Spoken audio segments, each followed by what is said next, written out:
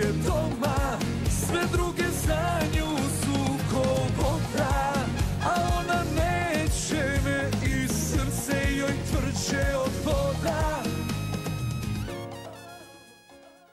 Dame i gospodo, dobro večer svima, ja sam Mladen Burnač, dobro došli u spektakularnu showbiz emisiju Scena by Hana Tabaković.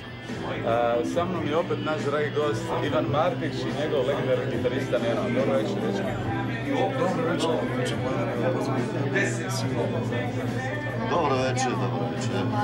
Evo ovako, kasni sad se naočalama slučaj. Pripremili smo jednu novu domu pjesmu za naše hrvatske dijaspore i ovdje naravno večer jedna naša. Kako ide refren? Što ti reći refren? Nigdje takvih cura nema, ni takvih momaka. Kao naši. I to sve u studiju kod Trologa, nigdje takvih nema. Ne. U kojoj je fazi pjesma? Pa evo sad baš prikladno ćemo nastaviti sa očarom. Biće premijera Ti često radiš vani, tu smo već više puta spomenuli, radiš i svadbe, radiš koncerte velike vani. Što je bilo zadnji, gdje ste bili sada? Pa zadnji smo bili sad u Kosovu, što je bilo u Berlinu, u Beču. Evo sad imamo ovaj tjedan, putujemo za Nürnberg. Nova godina u Švedskoj, među našima. A gore je jako puno ljudi otišlo u zadnje vrijeme i ono prije što se odlazili egzodus dok je bio posle rata. Ali sad u zadnjih par godina kako je otišlo dosta ljudi, onda gore se pronašli naravno naše lokale i dolaze naša glazba i tako da dosta ljudi radi na terenu iz Hrvatske gore, znači jako puno srećemo naših kolega, tako da dobro ćemo više neki koncerti i neki zajedno. Daj mi reci, ta publika koja vani, koja je to u stvari generacija koja dolazi na nastupe? Su to oni koji su davno prije otišli trbuhom za kruhom vani ili su to već mlađi? Pa uglavnom svi su otišli trbuhom za kruhom, ali generacije su od 7-30, znači starije generacije koje je popraćeno uvijek nekim programom za njih. Znači jedna glazba koja je iz naših krajeva, da li to Dalmacija, da li Slavonija, da li Bosna i Hercegovina. A većinom na takve skupove i katoličke misije dolaze sve generacije, znači od mlađih, starijih. U klubove većinom dolaze mlađi hrvatski u klubovima, ali recimo ove katoličke misije i ti susreti naših hrvata, većinom su sve generacije. Lijepo. Evo da pitam nešto je Neno. Neno je naravno kao i uvijek glavni šminker. Evo ga u ovom najljepšem lokalu u Dubravi Golf nikad nismo vidjeli zgodnijeg frajera. To, mislim, svako bi ga majka se znaka željela. Neno, obzirom da si ti gitarista, naravno to nikoga nije briga kako svira na gitaru, nego ti radi reci kako ste vi obučeni za koncerte, kakva cipele, kakva obleka, malo više od toga. Pa mi smo se obukli stvarno, ušminkali smo skroz.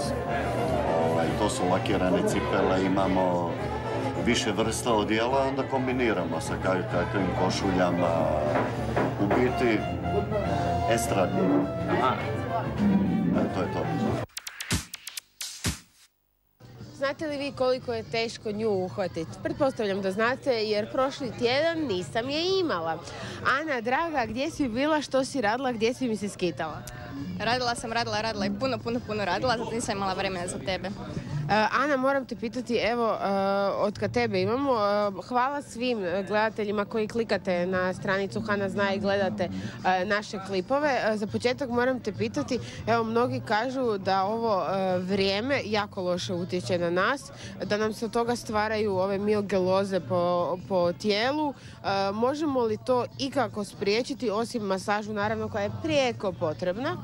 Možemo masažom, ali tijelo vježbam, zato što sada je pogotovo hladnjikovo vrijeme, brzo je došlo do te neke promjene vremena i dosta stvarno ta tijelo vježba bitna, jer organizam se skoro sada mijenja. Dolaskom zime oblačimo na sebe 1300 komada odjeće, ne bi li se malo ugrijali, no evo što mi je dosta gledatelja pisalo, odnosno gledateljica, rekli su mi ovako. Molim te, pitaj Anu, ukoliko imamo višak kila, ja ću to odmah pisati i za višak grudi, koje nismo još odstranili, moje su majke mi, i kralježnica nam zbog toga izuzetno puno pati, da je dosta djevojaka odlučilo putem eBaya naručiti nekakve trake, ne bi li kralježnica stajala uspravno. Kažu da je to strahovito bolno, ali kao čuli su da je to dobro. E sad, da li je to dobro?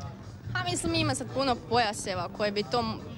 Zapravo, bit je pravilnog držanja, jer stvarno ta težina koju nosimo nije lagano nositi.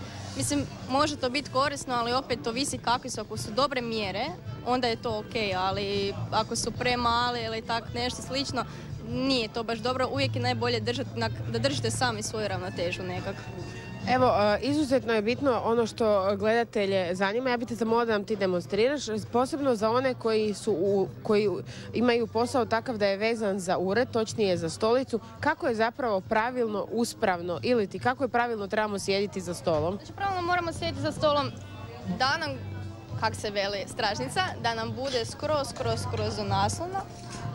Pravilno se držite da vam glava bude u ravnini sa ramenima. Evo, to je najpravilnije držanje. Sad, kad se na tipkovnici to jesto malo teže... To najčešće, ja ću ti sad pokazati. Evo, primih mikrofon. Znači, ovako mi novinari pišemo. I onda kraja dana se ovako već spustimo i nastaju veliki problemi. E sada, ispravno je? Znači, ispravno je tako sjet kak sam rekla, ali još bi bilo najbolje ljudi koji su u uredu da imaju pilates lopte. Znači, to stvarno... To imam jedan naš kolega i sad moj snimatelj će se nasmijati zato što njegov prijatelj, evo, ali naš kolega zapravo sjedi cijelo vrijeme na pilates lopti i kaže da se preporodi. Odlična stvar, zato što... Ona nije stabilna kao stolica i dakle vi se morate sa njom stabilizirati i kad se stabilizirate vi ste ravni. Pogotovo zbog toga jako dobra. Znači, taj mit zapravo nije mit, već da pilates lopta je ono što nam je zaista preko potrebno. Jes, stvarno je preko potrebno. E sada dolazimo do onog najzanimljivijeg dijela. 12. mjesec je mjesec izlazaka, mjesec kada rijetko ko pazi što jede, jer idete sa domjenka na domjenak, idete sa primanja na primanje, onda one prekrasne božićne kolači, pa onda božićni ručak, božićna večera, pa onda dolazi Nova godina i tako se kile gomilaju, s njima se gomilaju i naši problemi, jer puno je lakše ih je dobiti nego skinuti. Moram te pitati, ako krenemo sa vježbom sada, evo dakle ako krenemo, sada je negdje točnije sredina 11. mjeseca i pazimo šta jedemo, postoji li mogućnost da ne dobijemo uvijek onih, svi kažu, evo razgovarali smo s dosta pjevačica, uvijek dobijem negdje između 5 i 8 kila u tom 12. mjesecu. Pa je, mislim stvarno, ako se pravilno vježba, ako zapravo obroke uzimate kako spada, znači samo da se ne prejedate i da ujutro vježbate, to mi je već stvarno dosta. Evo, ne treba vam čak ni teretana, postoje vam na internetu milion malih klipova gdje možete pomoću njih vježbati i pravilno se hraniti. Postoji još jedno pitanje na koje ja nisam znala odgovor, pa evo pitaću tebe. Dosta je gledateljica me pitalo da li je pametnije vježbati ujutro i na večer. Evo što im se događa kada vježbaju ujutro, kao naš gradonačelnik, onda imaju snage za cijeli dan, a navečer kad odu vježbati onda zapravo ne mogu spavati jer su puni energije. Tako je, i ujutro kada vježbate pogotovo imate više snage, a na večer nešto možete napraviti čak pola vježbu koje bi mogli ujutro, zato što ste naspavani. A preko dana radite i jako ste umorni, tako da je najbolje ujutro vježbati. Dakle ovako, ajmo napraviti nekakav plan savjetovanja za naše gledateljice za 12. mjesec kojeg ćete se pokušati pridržavati. Evo, ja ću slušati Anine savjete pa ćemo da vidjeti na kraju 12. mjeseca se isplatilo. Dakle, za početak idemo se svi upisati u teretanu ili barem skinuti klipiće sa YouTube-a i početi vježbati. Ili ako nemate novaca za teretanu, pošto pola Hrvata nema, Kakva prokleta laž, idu svi na skijanje. Postoje planinarski domovi koji su besplatni, postoje planinarske staze koje su besplatne, bicikli, znači pomoću toga se samo probajte malo relaksirati. Čak ni teretana sama ne treba biti toliko potrebna. Dobro, a sada ćemo još za ovaj tjedan i za ovu rubriku. Pitat ćemo te za ono sve što ćemo gledati. U narednoj emisiji ćeš nam pokazati koje su zapravo tajne prave masaže. Koliko, da bi bio dobar maser, moraš biti upoznat sa ljudskom anatomijom? Jako. Doista dosta, zato što problem je kod nas masera debeli ljudi. Zašto? Ne možemo otkriti tog masnog tkiva gdje je njegov mišić, gdje je problem, pogotovo zato se jako dobro treba znati anatomija tijela. Evo, mnogi kažu da smo mi pretila nacija.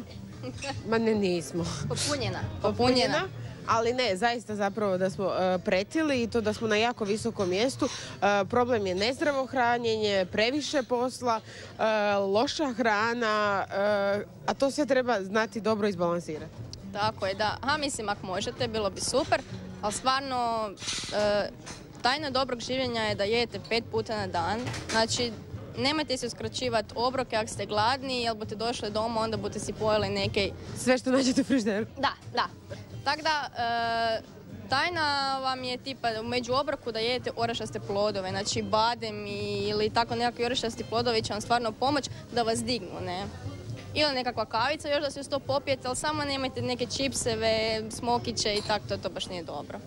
Sljedeći tjedan se vidimo na jednom stolu. Neko će nam ležati, a Ana će pritom objašnjavati koje su to točke koje trebate pravilno znati i izmasirati. Ne bili ste se osjećali onako poletno kako se ja osjećam kada me njezine ruke dotaknu. Ana, hvala ti. Molim, hvala. Štovani građani i građanke, ja sam Mladen Buranić, pozdravljam vas opet iz Gold Cafea. Ovdje uvijek dolaze najveće zvijezde, ali imamo dečke koji pretendiraju na to da bi bili najveće zvijezde hrvatske estrade. Pojavili su se već prije, ali ove godine su dobili nagradu za najbolje debitante na velikom Međimurskom festivalu 2015. godine. Dečki iz benda Barabe. Dobar dan. Dobar dan, Mladene, tebi i pozdrav svim gledateljima. Lijep pozdrav, Mladene. Pa ništa, ajmo odmah o pjesmi s kojim ste bili. Evo ga, molim lijepo da se pokažu nagrade. Da ne bi neko rekao da se to nešto prevarilo. Dečki, je li ovo prva nagrada, ali ste već negdje dobivali nagrade? Pa evo, ovo nam je prva nagrada. Evo. I jako smo sretni zbog toga. Ajde više malo o pjesmi. O pjesmi može. Evo ovako, pjesma se zove Žene su zakon. Pjesmu je napisao, glazbu je i aranžman je radio Branimir Mihaljević, a tekst je radio Jasmin Stavros. Pjesma je veselog karaktera, kao što i naslov kaže Žene su zakon i mislim da će se pogotovo ženskom dijelu publike svidjeti. Vidio sam ovacije publike kad ste nastupili. Kakav je tebi bio dojam? Odlično. Prije svega Međimurski festival, da pohvalim, odlična organizacija, bilo nam izuzetno dobro, ugodno, lijepo zabavili smo se svi. Evo, što se tiče publike, kad smo se popeli, kad smo zasvirali pjesmu, kada je krenula, stvarno je bilo odlično. Odmah smo primijetili ruke u zraku, kretnje, zabava, vesela. Samo malo, imam jedan mali ispravak u podacima o pjesmi mi se činilo da je pisalo da je Mario Mihaljević napisao glazbu, a Branimir aranžman, ili obratno? A to je neka kemija bila i Mario i Branimir su skupa radili, ali mislim na kraju su samo pisali Branimira. Dobro, ta pjesma, da li ona izlazi na nekom vašem albumu ili što će sad biti? Da li imate spot za tu pjesmu i... Spot je snimljen, tako je, evo spot izlazi ovih dana. Spot je radio redatelj Igor Vignjević, ali je scenarij radila naša prijateljica Antonija Šola, negdje ništa bez Antonije, naravno, uvijek se vraćamo na nju. I evo, znači, trebao bi uskoro ogledati Svjetlo dana spot i mislim da će to biti jako jedan dobar paket. A Mrak noći? Mrak noći? Što mrak? Ugledat će Svjetlo dana i Mrak noći. Dok ja povežem. Ne, još niko nije skuđio, kad god ga u intervjuu to pitam, niko ovak, molim. Dobra fora. Dobro, a ako će biti promocija spota, hoće biti neko jelo i pilo za nas iz medija? Pa naravno, mi ćemo se potruditi, vidjet ćemo. Pa pošto smo imali promociju druge pjesme, Noći me da te ne volim, ovaj put smo odlučili samo napraviti promociju kod vas na Z1 televiziji. Ali ćemo mi organizirati ovako nešto privatno za nas. Privatno organizirati sigurno, tako da ćemo se... A mora biti neki dernek, inače zbog čega se bavimo sa show biznisom, ne da snimamo pjesme, nego da tulumarimo, da. Ali moram spomenuti da je bio izvrstan dernek na after partiju Međimurskog festivala. Evo, pozdrav svim kolegama koji su bili s nama, bilo je super. Obzirom da ste dobili nagradu, ja kao umjetnički direktor Međimurskog festivala, s time ste osigurali direktan ulaz iduće godine, znači mimo natječaja, tako da znate da vas i to čeka. Pa evo, baš smo komentirali poslije festivala unutar benda, da nam je stvarno sjajno bilo gore na Međimurskom festivalu i da ćemo se svakako vratiti. Ako ne iduće, mislim ne, vratit ćemo se par godina sigurno u budućnosti. Kak idu svirke? Di ste sada, gdje vas neko može čuti, kakva je situacija? Evo, odlično svugdje. Nastupamo po cijeloj Hrvatskoj, stvarno od Čakovca, od Dalmacije, Istre, Zagorja, Prigorja, svugdje smo stvarno svugdje. Neki friški koncert u Zagrebu? Neki friški koncert u Zagrebu, evo nešto spremamo, ne znamo što vidjet ćemo naš menadžer Ljubo, najmanje moramo ga spomenuti naravno, on je organizator svega što se tiče gaža, tako da sigurno će biti nešto. U Zagrebu nema ništa još konkretno, ali evo blizina Zagreba i Velika Gorica sviramo često u klubu Stopa, evo tamo pozivamo sve koji su u blizini neka dođe, nek se zabave s nama. Vas ima ono 5 ili 6? Šestero. Da li se bavite samo glazom ili kakva je situacija? Znači, neko negdje šljaka ili trbuhom za kruhom, za gitarom, za tambrom? Nije, evo mi smo baš svi profesionalni u tome, svi živimo samo isključivo od sviranja, tako da eto, mislim da se do sad još uvijek dobro snalazimo u svemu tome. Izgledate mi dosta mlađahni dečki, ali neko ženjen u bendu? Hvala Bogu još nije. Ne daj Bože nikome. Nemamo još. Pa još ne, ali evo, u budućnosti, ali ne žurimo se, imamo vremena. Da li imate izdavača, što je po pitanju CD-a? Evo ovako, situacija je još nedefinirana, rekao bi jedan naš kolega da smo izbjeglice, ali prva i druga pjesma su izašle pod okriljem Croatia Recordsa, tako da pretpostavljam, evo, u neko skoro vrijeme će se to isto vjerojatno riješiti. Branimir je autor kao producent svega što vi radite ili još radite s još nekim? Branimir je radio drugu i treću pjesmu, prvu pjesmu nije radio Branimir, nego je radio Ivan Škunca, ali mislim da u budućnosti će Branimir biti stalni suradnik. To je mi stvarno drago, evo, Branimir je jedan vrhunski producent, aranžer, skladatelj, tako da to je, mislim, velika čast za nas, tako mladi band da radi s tako jednim velikim autorom. Dobro, dečki, evo manje više, ne znam, prerošali smo sve što je trenutno, pozvali smo vas isključivo je to što ste dobili nagradu, tako da i javnost hrvatska i diljem svijeta, svi naši građani i izbjeglice znaju za to da su Barabe dobili nagradu za najbolje debitante na Međimurskom festivalu 2015. godine. Dečki, hvala vam što ste bili gosti. Hvala tebi što ste svako lijepo gostio. Hvala tebi, Mladine, i pozdrav svim slušateljima. Pozdrav iz Golda, čao.